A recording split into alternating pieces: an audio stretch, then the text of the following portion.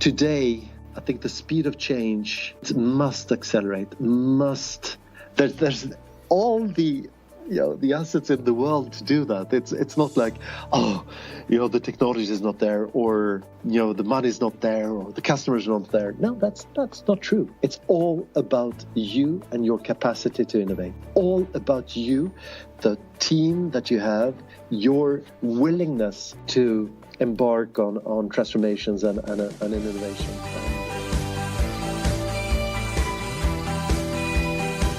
Welcome to another episode of Transmissions from Tomorrow, the show that gives you an inside route to the people driving the digital transformation of business and technology in the world of telecommunications. And I'm your host, Dez Blanchfield. And today I have the privilege of having Jan Karlsson in the studio with me. Hi, Jan, how are you? Very well. How are you, Des? I'm doing great. Thank you so much for catching up with me. I think it's about 3 or 4 o'clock at your time there in Kista, just out of Stockholm, isn't it? Yes, it is. 3:30. Well, yep. It's 1:30 a.m. here in Sydney, and I'm really glad that you could make time to catch up with me. So, Jan. Thanks, Des. Oh, look, it's great. Look, so, Jan, you're correct me if I'm wrong, but I believe you're currently the Vice President and General Manager worldwide for the digital business support systems at Ericsson. That's correct. That's my responsibility. Yeah.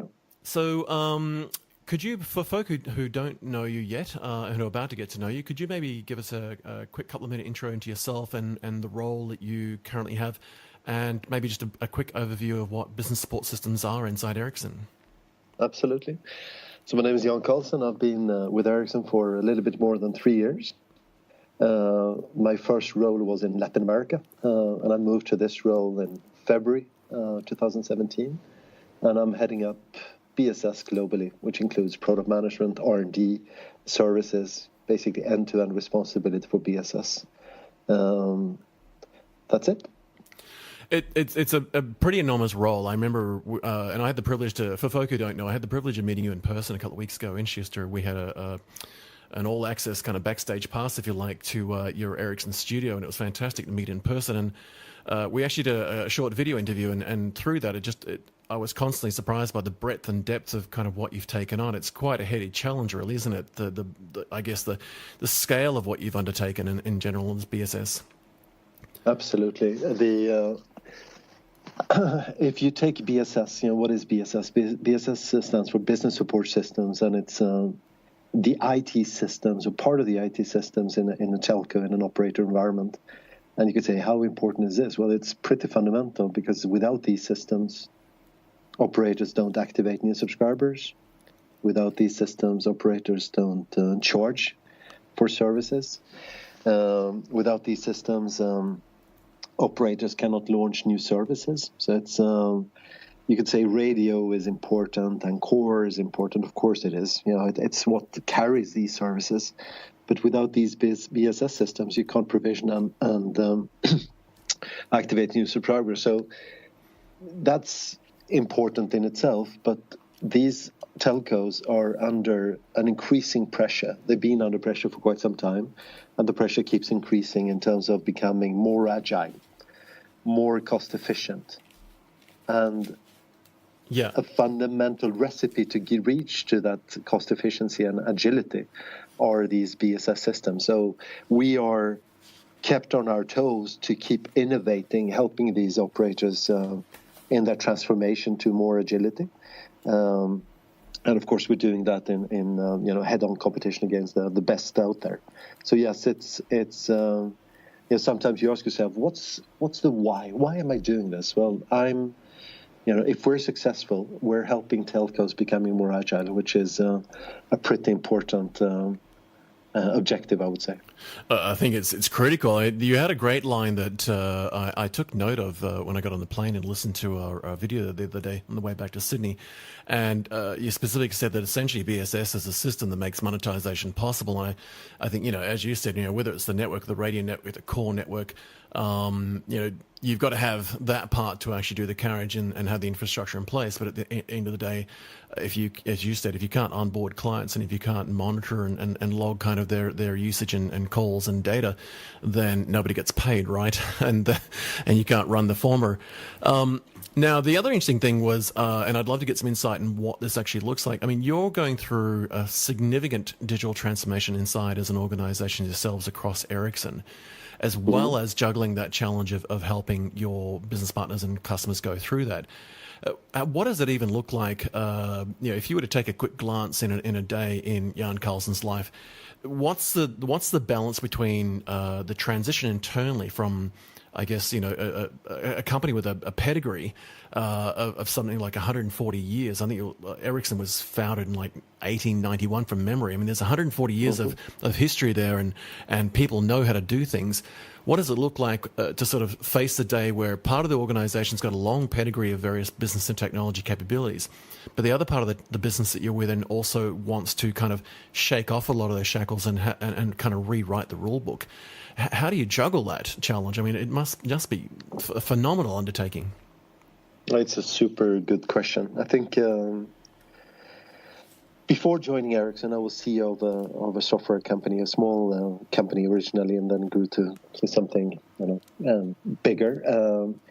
And you could say a big organization like Ericsson is not comparable to a startup. Well, actually it is. We compete for the same business. We compete on the same terms. An operator will say, look, Ericsson, what do you have compared to the best of the best, which could be a startup or any type of competitor. And so we are forced to innovate. We're forced to drive for new business models, new technologies, new ways of working to churn out code and products faster. And when you look, on the one side, you could say, an Ericsson can mobilize so many more resources on a global basis than a startup. Absolutely. But as we all know, big is not necessarily beautiful in software development. And it's really about being very open-minded to what works better, and having a very, very open mind to evaluate, constantly try to innovate in order to keep up, or ideally, exceed the speed of the best out there. And so, is anything holding, if you take me and my responsibility, holding us back? Not really. We have a CTO office. We have experts, gurus within different technologies, but it's really up to me and my management team and the organization to take on what's out there and try to drive forward, capitalizing on best practices, lessons learned within the company, and find a way to apply it. An example of that is microservices. An example many years ago was Agile. Ericsson was one of the companies which took on Agile, embraced Agile, and rolled it out globally.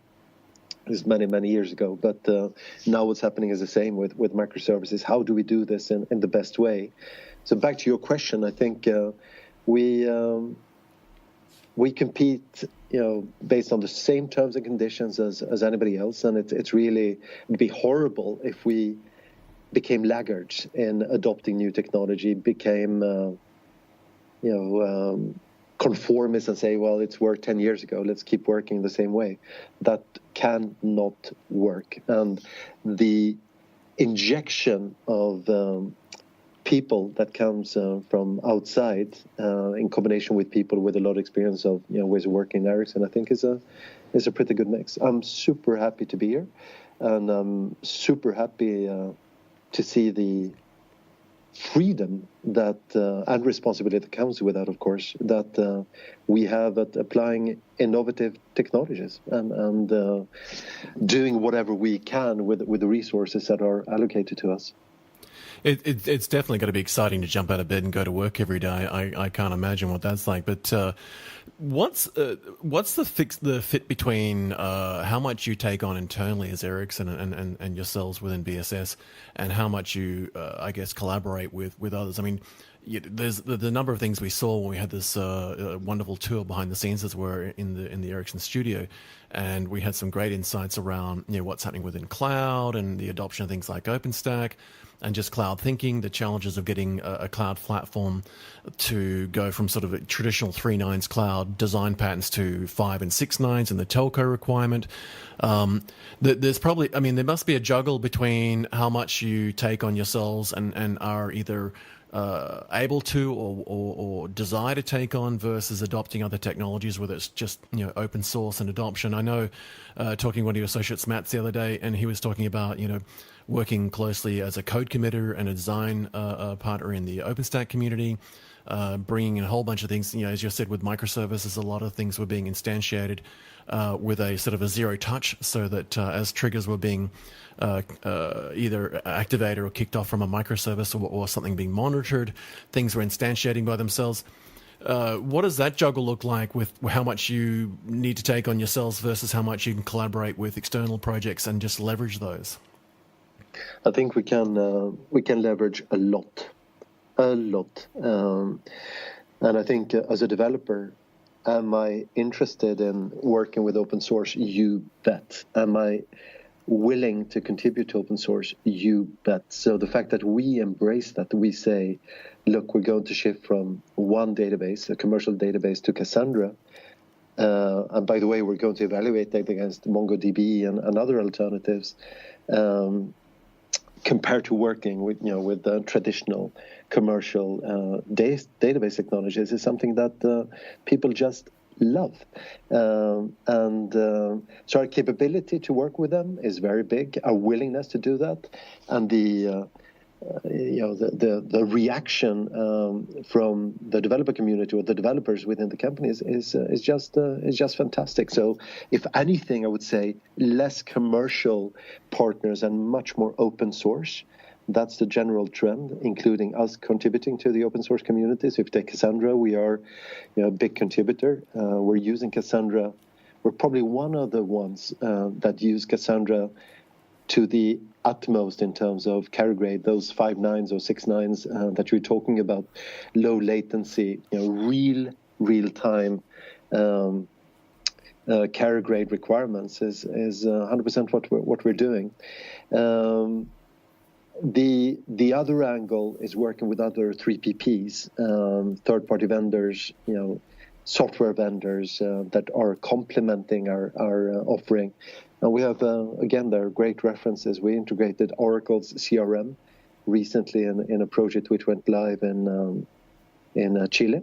We're working with Pegasystems. We're working with SAP and with our Hyperis software. So we are very open. And it's the name of the game. You know that very well, that we're not a monolith that doesn't integrate to others. On the contrary, we have to define this is our position and this is our interfacing, our interworking with others, including partners that we bring to market together with our own offering. So I think it is big. It's not maybe necessarily something you associate Ericsson to, but engage with us and you will find us fully able to not just talk about how we interface to Salesforce or how we interface to Oracle, but actually being able to help in such an implementation project. I think, many people probably don't know this, but Ericsson's kind of had that. I think it's at one of its greatest peaks ever now on all the topics you're talking about, and it's so exciting to hear that, because I think, as you alluded to, many people probably don't look at Ericsson and think about that kind of agile and fluid agility and rapid movement. But it's pretty exciting to not just hear about the adoption of open source, but also I guess the return to it. I remember there was a conversation I had with somebody, I think it was IBM at the time, and they were talking about the work they did on the Linux kernel and how a lot of the folk who are essentially the heart and soul of Linux, the actual kernel code base itself, when they got code back from the IBM team who were doing things like porting it to mainframe, they were blown away by the improvements in the code because they'd never really thought about putting it on mainframe because they were x86 centric. And when they saw all the benefits that came back from that code base, they had a rethink about what it meant to have people like IBM contribute to that code. And I'm sure it's the same with yourselves, that when you take something like OpenStack or Cassandra and you are working with those latency levels, particularly with 5G coming along, where it's in both directions, right? It's not just streaming down now, the sort of in the 3 to 3 and 4G and even 4.5, but when you apply the design pattern for 5G and you give the code back, there are very few people that are in your position to kind of apply that thinking, even because not many people are solving those problems outside of your world. But when you do solve the problem, the code gets better and everyone gets that improvement by it. But even in languages, I mean, as early as I think it was 1986 from memory, I mean, Erlang, for example, there was a need for a language for telco space and that performance. And so, a bunch of people, I think it was Joe Armstrong from memory was the original lead of the development team there, created a language that suited telco, and I think it's at WhatsApp now that's written in it from memory. So it's people look back and go, 1986, so what? That's old news. Well, it's still being used for things like WhatsApp, which we all use every day. Absolutely. So that's a heritage that goes way back. So it's exciting to see that you've got the opportunity to take it to the next level. I'm really keen to get some quick insight around the experience you had you've been with Ericsson a number of years and had some great roles. And from memory, I think you sort of worked with, and you've also had roles around the world from memory, like you've been in Mexico and other areas. So you took a break, you went to a startup.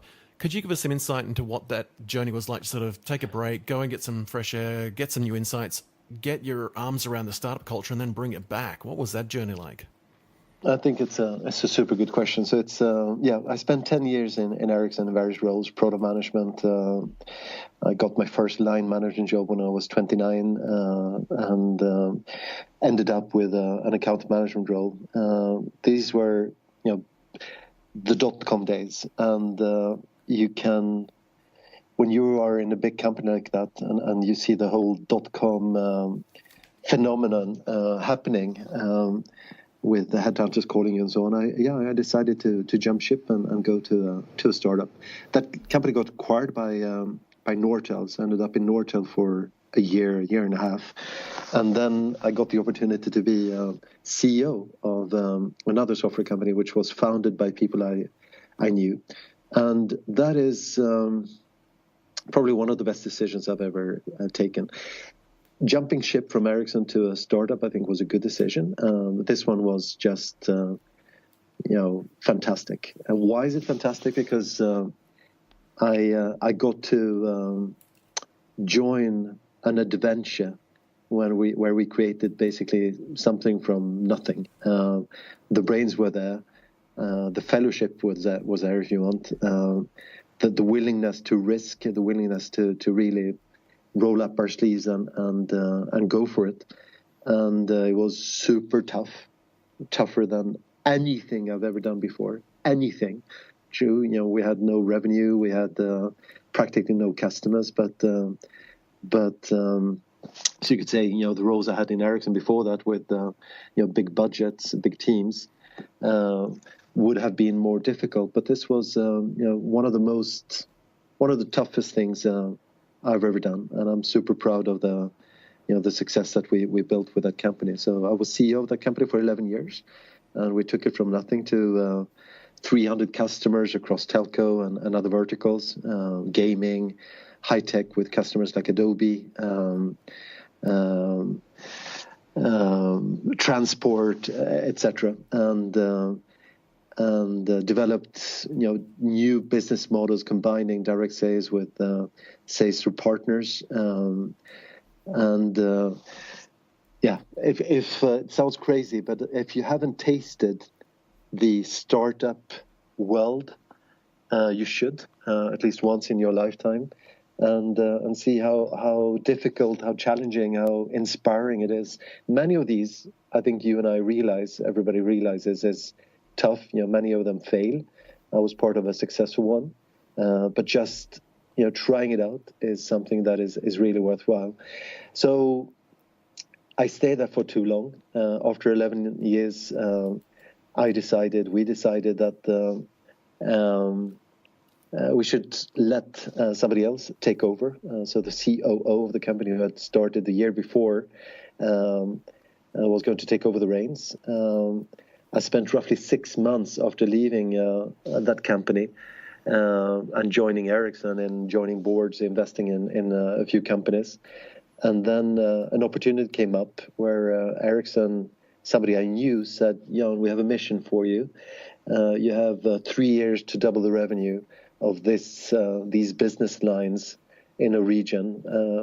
What do you think? And I felt, well, that's the kind of challenge I like. So I said, good, yeah, I'm ready to take that on. So we moved from Sweden to Latin America, and 2 years into that job, roughly, to a little bit more than 2 years, I got a call from HQ where they said, hey, we would like you to take over this business line on a global basis. And I said yes. So that's where I'm right now. So maybe the next question then is, okay, how does this compare? And I think when I joined this regional job, I felt very much at home, because you have the business, the customer in front of you, you have the competition next to you. I felt with all the adrenaline and all the pressure to deliver results in terms of generating sales, but also delivering successful projects. And I felt this is actually, in terms of environment, maybe not that different to what I was used to. And now the job that I have, I feel almost like a CEO. I'm not really a CEO because I don't control the sales part, but the accountability, the responsibility that I have is a big chunk of the responsibility I had as a CEO. So I feel pretty much at home here as well. The size of the team is much, much, much bigger. The business is much bigger than I had as a CEO. But I feel that the role is actually not that different. And part of the reflection actually is also that you can drive, in a big company, you can drive real innovation. There's nothing really preventing you to say, but there are the ways of working and the processes and so on. Yeah, come on. Form a management team within the responsibility that you have, the domain that you have responsibility for. You can drive for all the innovation in the world. And the results, typically when you deliver results, you get maybe even more support and freedom to try on new innovative things. So the one saying that the startup is by default faster, nimbler than the big company, yeah, maybe, if you execute well.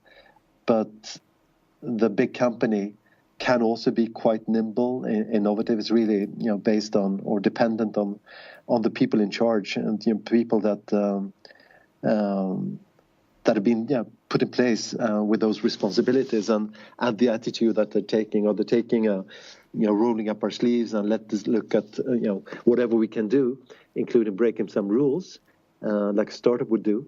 Or do you want to take a more conformist attitude? If you take the conformist one, then you will probably be slower than the best of your competitors. Yeah. Make sense, Dez? Absolutely. I had a conversation the other day about this very thing, and somebody asked me about, how do we take our big legacy business and turn it into a startup? I said, well, it's really the difference. It's a mental attitude in many ways. It is. It's like you can either go out and decide to buy some hiking boots or you can get some sneakers and run. What do you want to do? Exactly. And I think you've absolutely hit the nail on the head there. And in fact, a thought went through my mind when you were talking about your transition, sort of startup world and the experience you got there. In many ways, for me, I see the opportunity. I see it the way that I talk about sending my kids overseas for travel. Our daughter's in Nepal right now. Our son's about to do a trip interstate.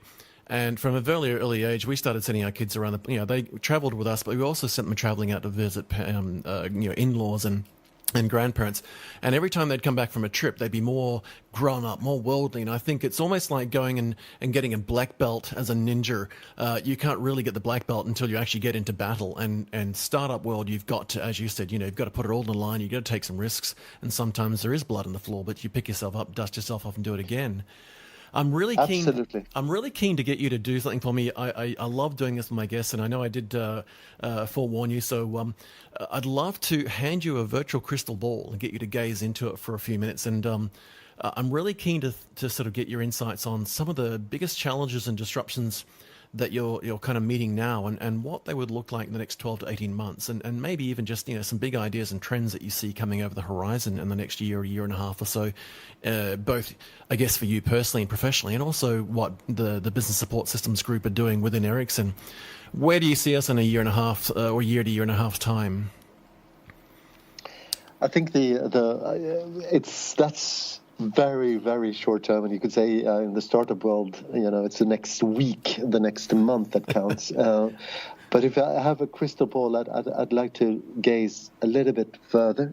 Please do. And I think Please do. Yeah, sure. And I think if you take a 3, 4, 5 year perspective, what will have happened compared to now?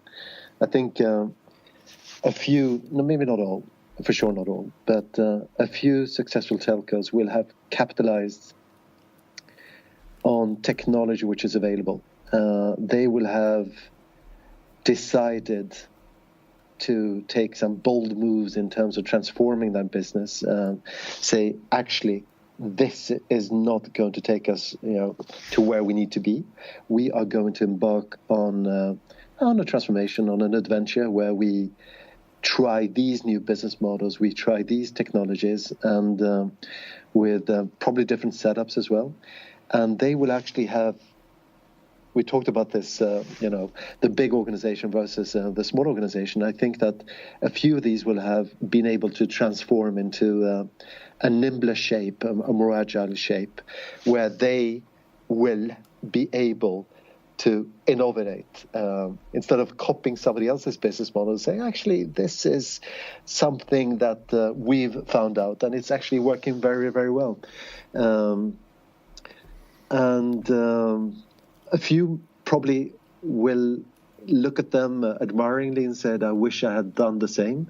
A few will follow, and a few will for sure lead the pack in that transformation. Right. And today, I think the speed of change must accelerate. There's all the assets in the world to do that. It's not like, the technology is not there, or the money is not there, or the customers are not there. No, that's not true. It's all about you and your capacity to innovate.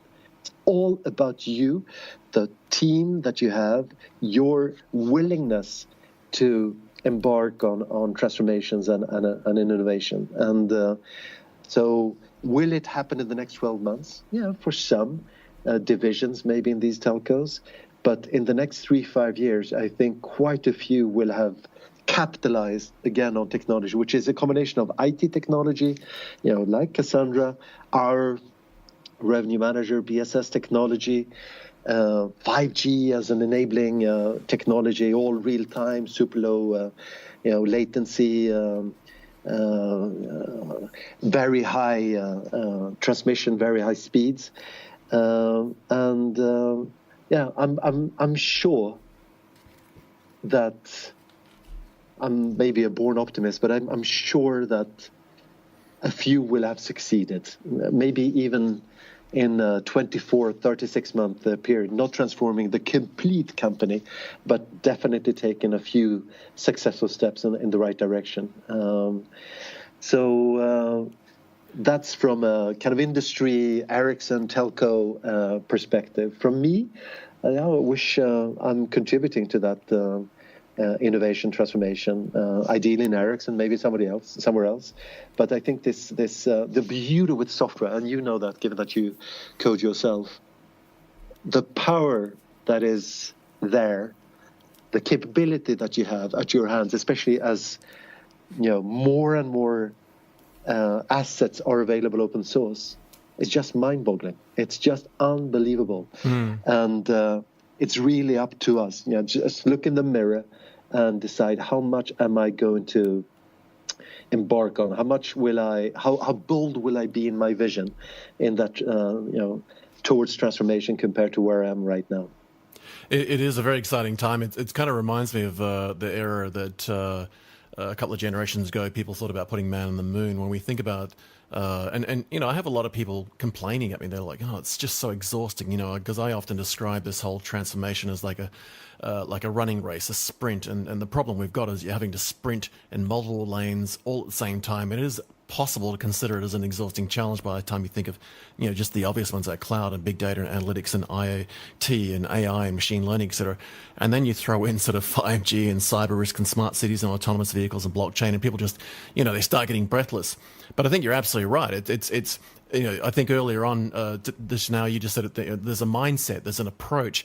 And I love the idea of just taking a look in the mirror and asking yourself, which bit do you want to do? Because you can't boil all the ocean yourself, but you can definitely make a big impact. And I absolutely believe totally in exactly what you just said around the power that software has. I mean, more than anything, someone like Ericsson has to subscribe to the whole shift to cloud, the whole shift to microservices API.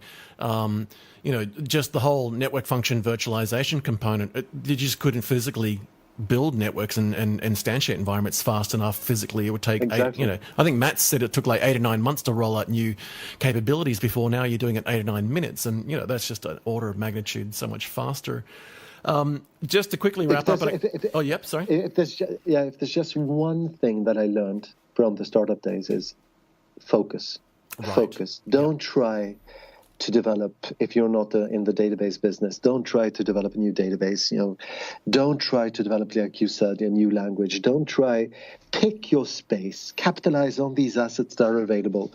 Pick the space that you think here, with the assets I have, with the team I have, with the market that is available, this is going to be my space. Don't try to, the grass is greener, I'm going to try to venture into no, this is my space. This is, of course, you need to adjust as required, but focus. With focus, with the right team, anything can be done. And that's one of the biggest takeaways. I think it's so easy to digress. I'm successful, and then I'm going to do something else. And what about this? It's all about focus. This is what I'm good at, with the history, with the assets, with the team I have, and this is what I'm going to do. And with that, anything is possible. So absolutely, and I think when we were talking the other day, I threw a line at you that you probably agreed with, and that is that in many ways in this space, done beats perfect, and you kind of have to get a minimum viable product or a version 1 out the door and make it work, and then monetize that, and then build 1.1 and 1.2, right? Because I think in the old school of enterprise thinking, it was, proprietary software version 1, we'll run it for 5 years and it's on lease and we're funding that. We've got to get an ROI. These days, it is okay to burn something and move to the next thing if it's going to give you an advantage and if it's going to give you a leg up, right? Well, look, I know that you've got to move to another opportunity in the studio, so I think with that we'll wrap up. There's been an amazing conversation and some amazing insights. I think we've got a week's worth of content to do more shows, so hopefully we'll have the chance to get you back in the studio again. Jan, thank you so much for your time today. It's been great chatting with you. And, thanks a lot, Dez. And I look forward to doing it again soon. So, folks, we're going to wrap it up there. And Jan, Vice President and General Manager of Digital Business Systems Support at Ericsson, dialing in today from Kista, 20 minutes out of Stockholm in Sweden. Thank you so much for your time again. And with that, folks, we'll bid you adieu, and we'll see you next episode. Thanks again, Jan. Talk to you soon. Thanks.